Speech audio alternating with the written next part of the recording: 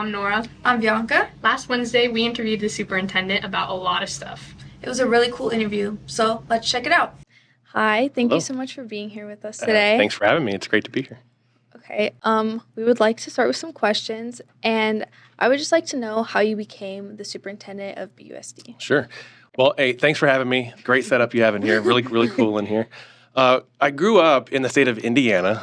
All right, so I went to a tiny high school in Indiana. I had about 400 kids, less than 400 kids in the entire high school.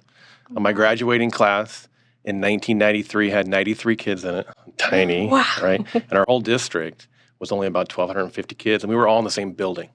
So growing up, small town, right? Yeah. Your high school, way bigger than my whole district growing up. So went from there, went to Purdue University. I got a bachelor's degree and a master's degree from Purdue. And then started my career in education. And so started in Indiana as a teacher and a counselor at a middle school.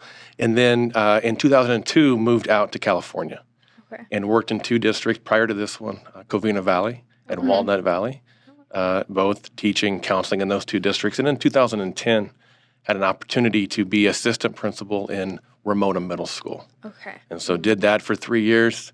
And then in the fall of 2013, had the great fortune to become principal of Roynan Elementary. Loved every job I've had. However, principal of Roynan, by far my favorite job. That I've had great job, great staff, great kids, great community at Roynan. And then in 2017, had the opportunity within this district to move up to be assistant superintendent. And so I was not really looking to be assistant superintendent at that point.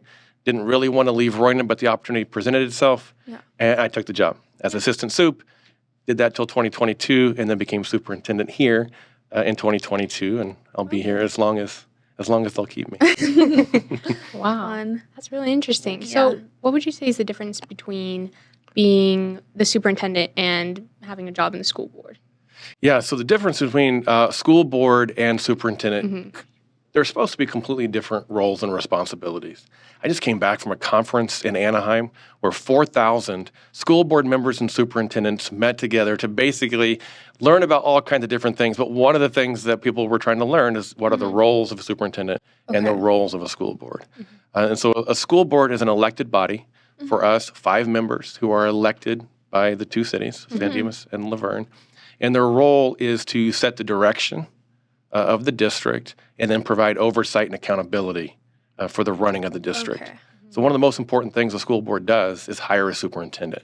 And then the very best boards allow that superintendent to then run the day-to-day operations of the school district. All right. And so if you want to think about it in terms of school board kind of dictates the what should be focused on. So they might say to me, hey, you should focus on student achievement or school safety or staff morale. And then for the board, that's kind of it. And then it falls on me and my team to determine the how are we going to accomplish those things. And so if you think about the school board kind of saying what it is the focus should be, and the superintendent is how are we going to get there. Those are the two distinctions. The best boards and superintendents know those roles. You talk to individuals throughout the state and throughout the country. Sometimes those roles get kind of blurred sometimes. And you mentioned you have a team. Did you bring that team on, or did they provide that for you when you became superintendent? So that's a great question. And so mix of both. So I have 3 assistant superintendents, 2 of which were already hired when I was here, but I'd worked with them in my role as assistant sup, Dr. Kevin Lee in human resources and Sonia Eckley in business. And then I was in ed services. And so when I moved up, it created an opening. And so then I hired Ann Neal to take over from me as assistant sup. And so interestingly, she was the one that hired me into Bonita. She was the principal of Ramona in 2010. So she hired me from Walnut to be her assistant principal. And then, a decade later, we flip-flop roles, and I'm her boss now. That's funny. Okay, and what do you think, to you, what makes BUSD different from other districts? So Bonita Unified, there's a lot to be proud of in Bonita. We accomplished a lot of things that most other districts in the state have not accomplished. And so as I mentioned in my open, I've been in 4 districts. Bonita's the one that felt most like home to me. It felt small town, community-oriented, tight-knit.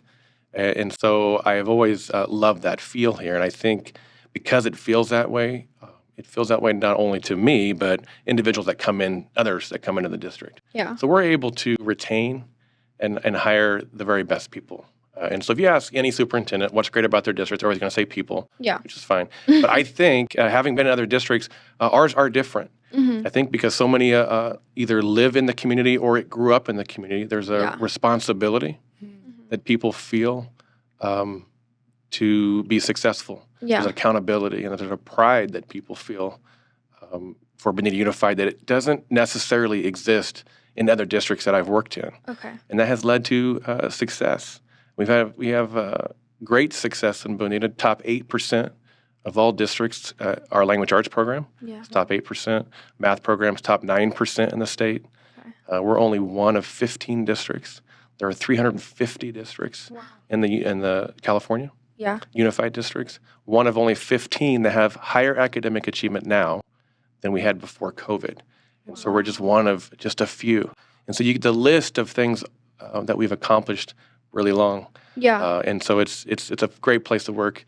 One thing that we don't deal with, other districts deal with, is declining enrollment. So we have about 10,000 kids in our district. We're always at about 10,000 kids. All right. Other districts have lost kids over the years, and so they're losing kids. And as a result, I think we'll talk about this later. As a result, they're losing money because of that, and that's not something that we face here. We're pretty steady. Okay, Well, that segues perfectly into the next question, which is, how does school funding work, and how does it get distributed to the different school sites? Okay. So for us, a combination of, we get money from the state of California, and then we get money from the federal government as well. The vast majority of the money that we get is from the state of California. And so we get funded based on the number of kids that we have and the number of kids that show up each day to school. And so attendance is vital. All right. And so when we talk about the importance of coming to school, first and foremost, it's important to be here because you learn, you get to be with your teachers, be with kids, et cetera, right? But a secondary effect is we are paid based on the number of times you all come to school. And so if a student comes 100% of the days, 180 days, then that particular student would generate 100% of their funding. All right. Likewise, if a student only comes 50% of the days, they only generate 50% of their funding. All right. And so the state adds that all together, comes up with the percentage, and then we get paid based on that. All right. And so if you're declining enrollment or you have really bad attendance, then you're losing a lot of money, and it's hard to run programs, hire teachers, et cetera. All right. And so that's how we get it. The sites, the vast majority of the money stays at the district. We pay the teachers, et cetera, et cetera. We give sites a little bit to run extra programs. That's divvied up based on number of kids. And so Bonita High School, having the most kids, gets the most money every year for the sites. That makes sense. Okay. And I know you kind of talked about the fact that we don't have declining enrollment, but if we did, how would it affect BUSD specifically? Yeah, so we have 10,000 kids. And our average attendance last year was about, we'll just say 95%. It was a little lower than 95, but 95%. So we get paid for about 9,500 kids, right? If that number goes down to, say, 8,000 enrollment, and they only show up 90% of the time, then you're only getting paid on 7,200 kids. And so you can see how quickly your funding will drop based either on declining enrollment or bad attendance. You just lose a ton of money that way. And when you lose money, you can't run all the programs that you want to run. Be less money for teachers, less money for staff, sports, down the line. And so it's why it's important for us to keep 10,000, and important for the kids to come to school each day. How do you balance a decision, being superintendent, knowing that your decision isn't going to not everyone's going to be happy with it? And you might get some complaints. You might get some complaints occasionally. So if you're in a leadership role, no matter if it's of a student club or a captain of the team or whatever it is, principal, superintendent, the first thing you have to make your peace with is that not everyone is going to agree with everything that you do. All right, and it's tough for early leaders to kind of get used to. You kind of always want 100% of people to either like you or agree with you, et cetera. And it's just not possible. And a superintendent with 10,000 kids, We've got 70,000 residents between the two cities of San Dimas and Laverne. There's always a percentage that are not pleased with something that I do or that we do as a district. And so you always try to balance by having values and principles going in to any decision you make.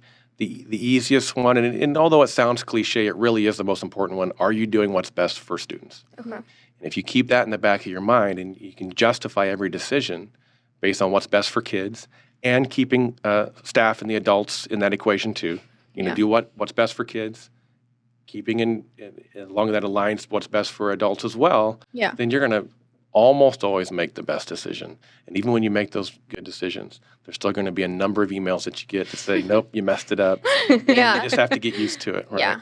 And so I always tell individuals, you have to be thick-skinned enough to survive in the job, but thin-skinned enough to be able to be open to feedback as well. Yeah. Okay, yeah. Now we're gonna switch gears a little bit. Switching gears. Okay, very good. We hear that you have a twin. I do. Have you ever sent your twin to work? I have not sent him to work. I would love to work out that 50-50 split where he comes Monday, Tuesday, and every other Wednesday, and I'm Thursday, Friday. But no, he's as a teacher in Indiana, so he's at an enormous high school. So we grew up tiny, small town. Yeah. He's a language arts teacher at Carmel High School, north of Indianapolis. Okay. They've got about 5,500 kids at this high school. Ton of students at the high school. Very high achieving.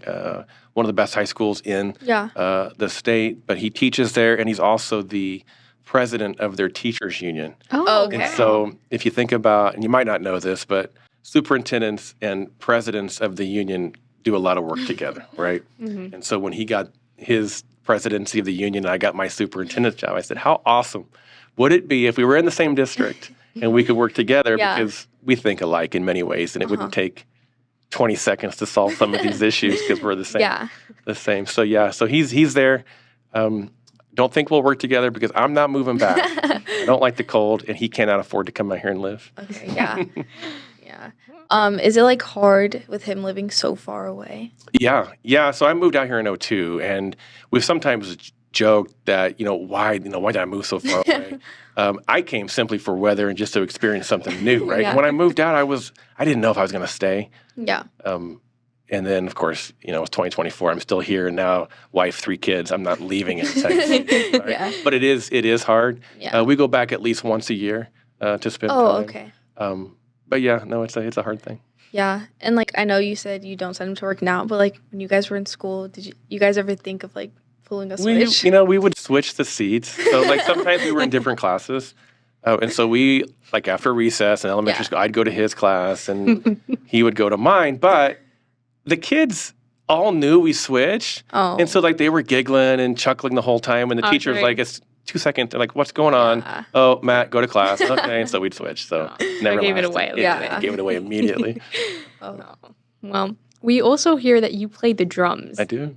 Do you want to talk about your drumming experience? Okay, very good. So my dad played, was a drummer, a big band, jazz style drummer. Okay. And then we have an older brother. He played the drums. And then my twin brother and I have always played the drums as well. So all 4 of us play. Wow. Interestingly, it's a loud house. It was a loud house. It was Poor a loud neighbors. house. Yeah, well, that's the thing about Indiana. There was no neighbor within a mile. That's why it was a half a mile each direction. No one heard us from outside.